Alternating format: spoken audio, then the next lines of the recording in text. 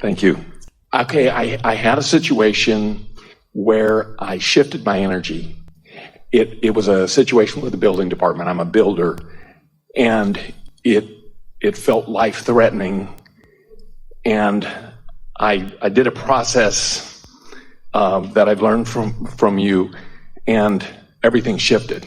Let us insert something really quick, very brief, and then we want to hear more from you. There's something wonderful about something becoming so absurd that you have to take a different tact.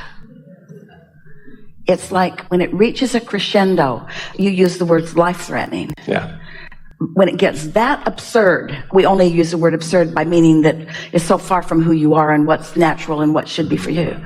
So when things get really absurd, sometimes there's a really strong shift. And the biggest thing that it usually is it causes you to focus. And the best part is it causes you to focus because you care about how you feel in a more powerful way. When it's so absurd that it's sort of taking you down and you feel life-threatened, then there's something about the activation of that desire to get back into your power and your strength and your clarity that kicks into gear. Okay. Now, we're not encouraging you to get yourself in big bad jams. We're just saying that usually when you do, things do turn around. Okay. I want to compare that because I had what I feel like a wonderful success and going, yes, this works. And I have two other situations. I have a knee injury, and I have a deficit in nerve growth from an accident from years before. And I would like both of those to change. So I'm comparing the two situations, and I went, well, with this, I felt life-threatening, and with this, I hobble along, but I don't have. With the building department, I had a confrontation, and I left on my way. I had an hour drive back to the crew, and I was just panicked, thinking I'm losing my license. I'm going to lose everything over this. I went back, pulled the crew off the job. I unplugged the situation so I wouldn't get an inspection until I was back calibrated to who I really was. It took me a few days to actually shift so that I went, oh, wait a minute. I've got the resources. I'm not alone in this. So you did essentially what we've been demonstrating here. You pulled yourself from the specifics of that, went general, found your alignment, and then? And then got a phone call. Everything was perfect, and I could start the job back up. There was no problem. It was as if it hadn't even happened. They said, "No, here's your permits." That's because one who's connected is more powerful than a million who are not. Yes. It really is that way.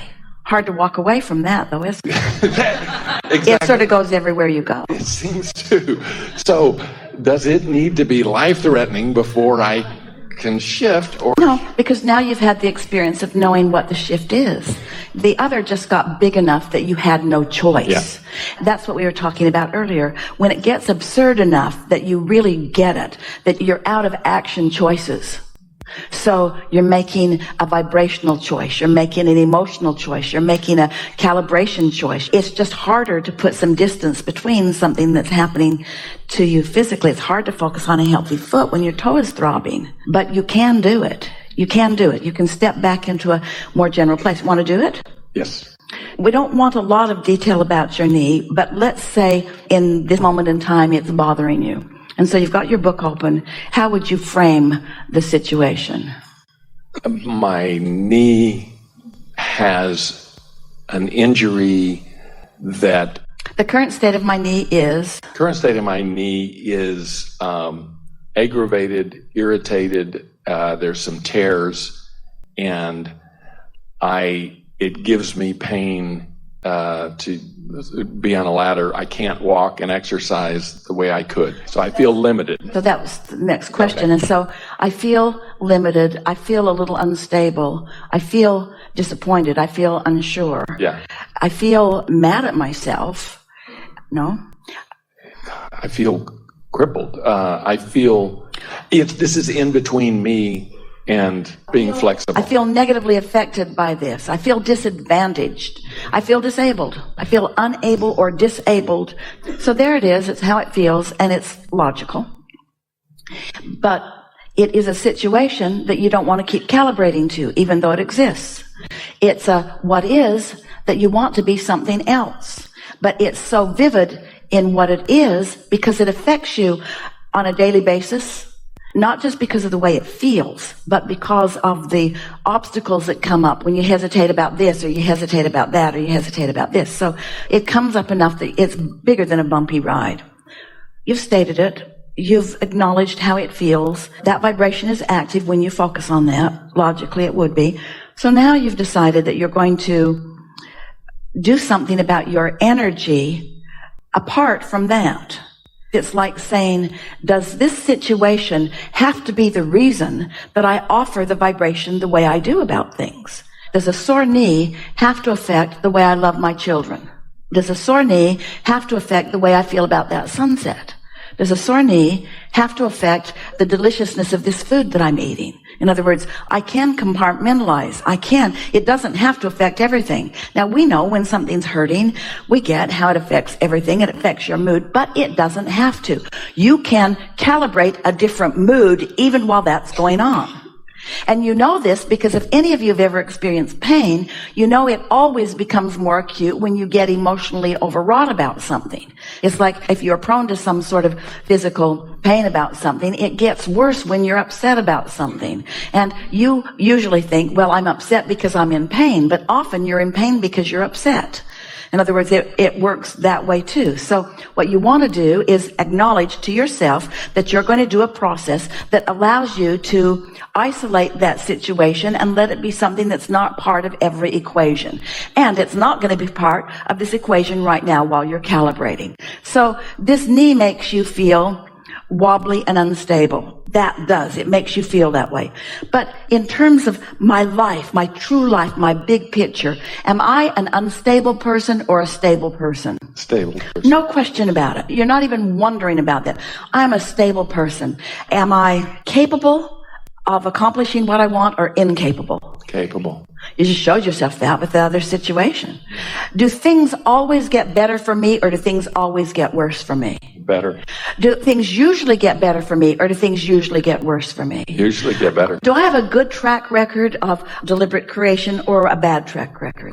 Good one. Hell yeah. Yeah, hell yeah. And so even though your knee may be throbbing, you've calibrated, you've set it apart. It's not a piece of the reason that you're offering a vibration right now. And this is your point of attraction. What you're doing now, the hell yeah, just now, that's your point of attraction. That's your point of attraction. Now, don't you think that while this was going on, while the disabling was happening by whatever injuries occurred that caused it, don't you know for sure, knowing all that you know, that while that was going on, while what you didn't want was going on, while you were calibrating to it and to the remedies and to the medical responses to it, so don't you know for sure that while that calibration was going on, that you were calibrating an equal and equivalent result? When you're calibrating on a problem, you are simultaneously calibrating on a solution. When you're calibrating on a question, you're automatically calibrating the answer.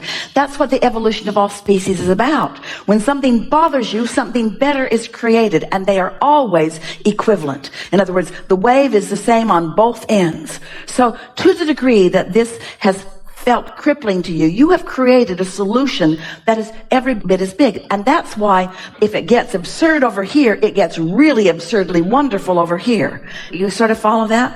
So now, what just happened to you by your willingness to calibrate and bringing yourself all the way to the hell yes that you said emphatically, you're calibrated to all of that improvement that has been waiting for you here.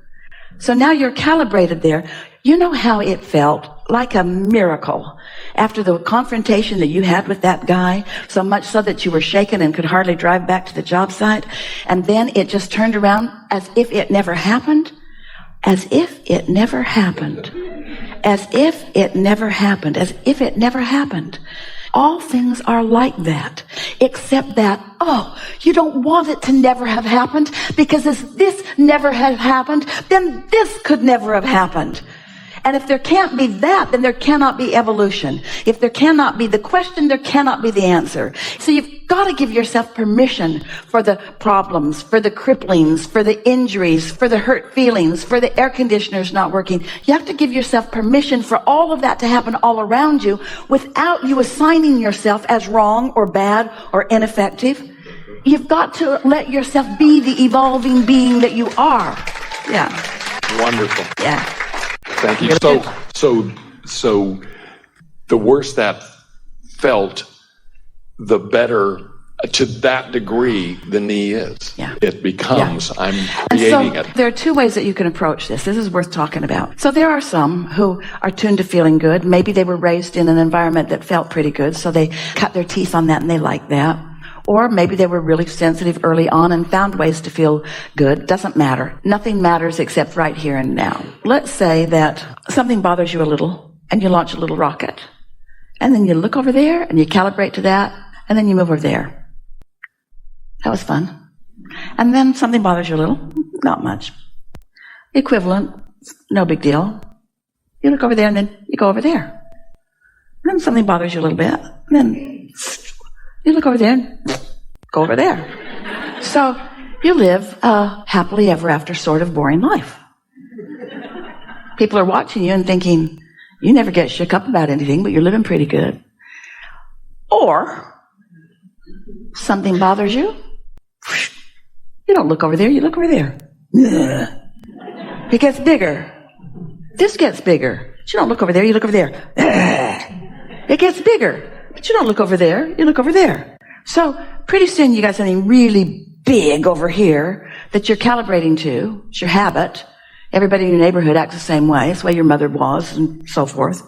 We're not giving you excuses. It's just sort of a natural response to your mother had issues and talked about them, and then she demonstrated them, and so you believed it to be true. She talked about it, she demonstrated it, and you say, oh, that's how life is. No, it's how her life is.